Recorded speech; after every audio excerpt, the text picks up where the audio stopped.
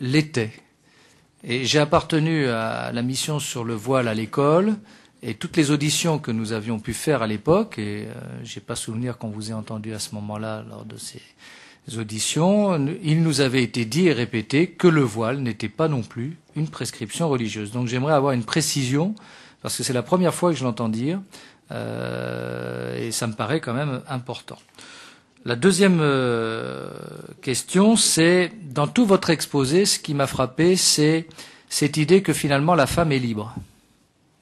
À vous entendre, elle se rue dans un souci de purification, spontanément, de manière volontaire, et on n'a pas forcément le sentiment que ce soit aussi volontaire que ça, et que parfois c'est un volontarisme qui rappelle plutôt l'enthousiasme des sectes.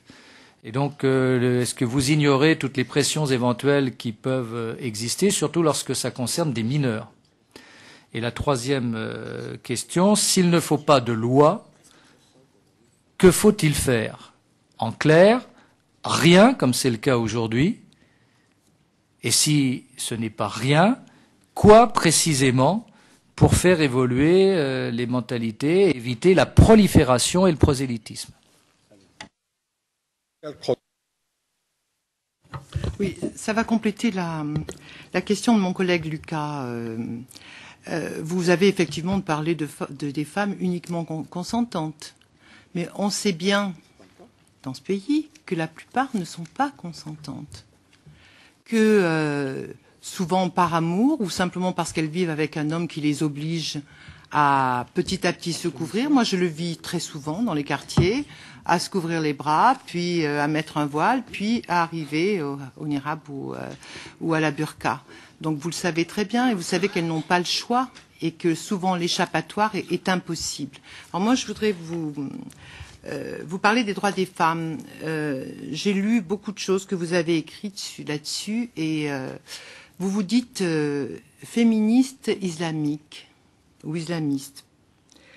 Et votre discours consiste à dire que ce n'est pas la parole de Mahomet qui fait l'inégalité entre les hommes et les femmes, mais en fait c'est la tradition. On l'a un peu vu au travers peut-être des 7 ou 8 tendances dans l'islam. Et que par conséquent, il faut relire le Coran et revenir au temps du prophète. Et la question que je voulais vous poser, c'est ne serait-il pas plus simple peut-être de revenir dans notre temps, c'est-à-dire 13 siècles en avant, et d'expliquer que l'Occident réalise cela. Cela vous permettrait aussi de faire évoluer une morale qui a été faite au 7e siècle et qui, quoi que vous en disiez, est archaïque aujourd'hui. Et votre position serait peut-être ainsi plus claire par rapport au port du niqab et de la burqa. Et puis, sur la laïcité quand même, je voulais soulever des discours que vous avez tenus. La question que je me suis posée, c'est comment pouvez-vous vous dire laïque alors que vous affirmiez, par exemple, au Forum des jeunes musulmans à Budapest, c'est en octobre 2000, que les droits de l'homme n'ont aucun rapport avec l'islam, qu'ils sont une création occidentale qui ne peut être acceptée. Et vous avez dit également, en tant que musulman, ma différence doit être non seulement respectée, mais elle doit déranger l'autre, et c'est un message fondamental de l'islam. Monsieur Tariq Ramadan, on va faire une première série de réponses. J'ai 6 inscrits après. Je vous en prie. On essaye de... Je vais essayer d'être synthétique quant à mes réponses.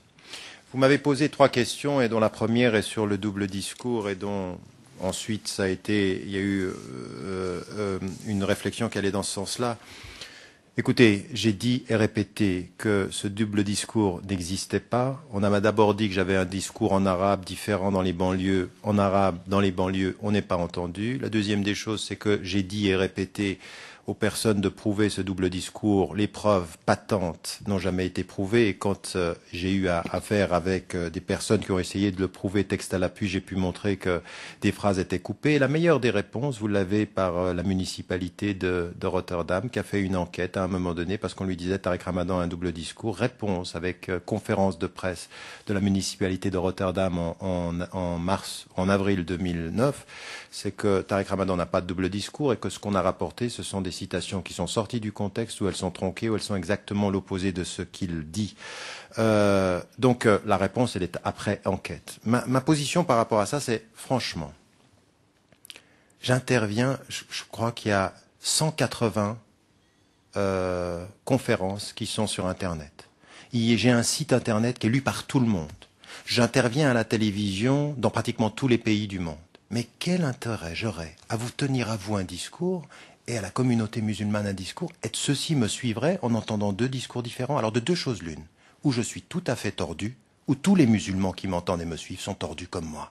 C'est-à-dire qu'ils accepteraient que j'intervienne devant vous pour vous dire une chose, et qu'ils m'entendent, eux, dans les banlieues, ou, pas forcément dans les banlieues, dans les communautés musulmanes, dire une autre chose. Ça ne tient même pas à la logique de la réflexion élémentaire. Donc ça ne tient pas.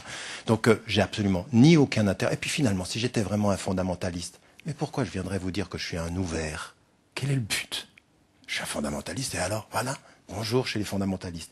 Mais pourquoi je serais en train d'essayer de jouer là-dessus? Ça ne tient pas. Deuxième des choses, sur mon rôle, et là j'aimerais mettre en évidence, j'aimerais que vous entendiez très fort que depuis maintenant 25 ans sur ce terrain-là, je me suis engagé à un véritable travail d'émancipation des femmes quant à l'interprétation d'un certain nombre de textes. Et ça, si vous allez sur le terrain, alors évidemment, on va vous dire, oui, mais attention, il pousse au fait de porter le foulard.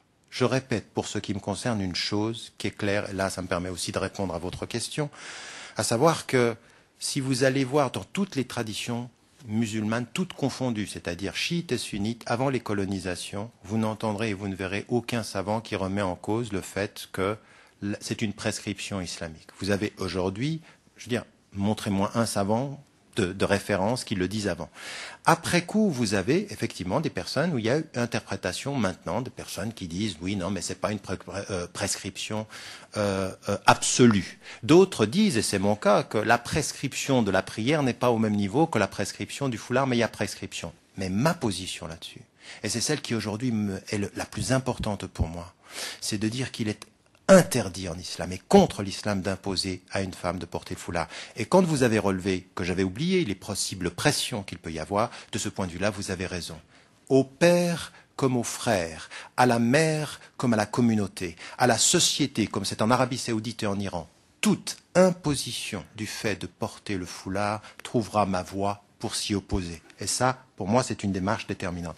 Maintenant, c'est-à-dire l'imposition. Maintenant que ce soit un choix libre, en ayant compris que c'était une prescription, en considérant que c'était une prescription, c'est une chose. Sur la question de ce que l'on peut faire et de ce que je peux faire dans ce travail-là, c'est effectivement un vrai travail pédagogique. Je passe des heures et des mois à écrire, à faire des conférences. Alors évidemment, j'entends aujourd'hui que ma voix est de moins en moins entendue. Vous devriez venir, cher monsieur, à quelques conférences publiques ici en France et vous verriez si la voix est de moins en moins entendue. Pour ceci, il faut simplement demander aux renseignements généraux, ils vous renseigneront là-dessus.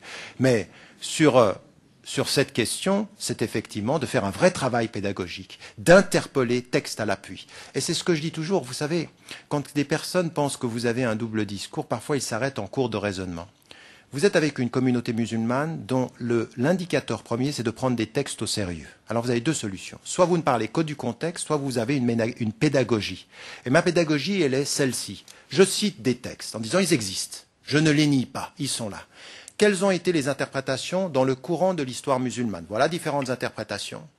Et quelle est notre interprétation pour aujourd'hui à la lumière de notre contexte? Alors parfois, on arrête le raisonnement quand je cite les textes en disant « Regardez, il a cité les textes ». Oui, mais je n'ai pas terminé le raisonnement.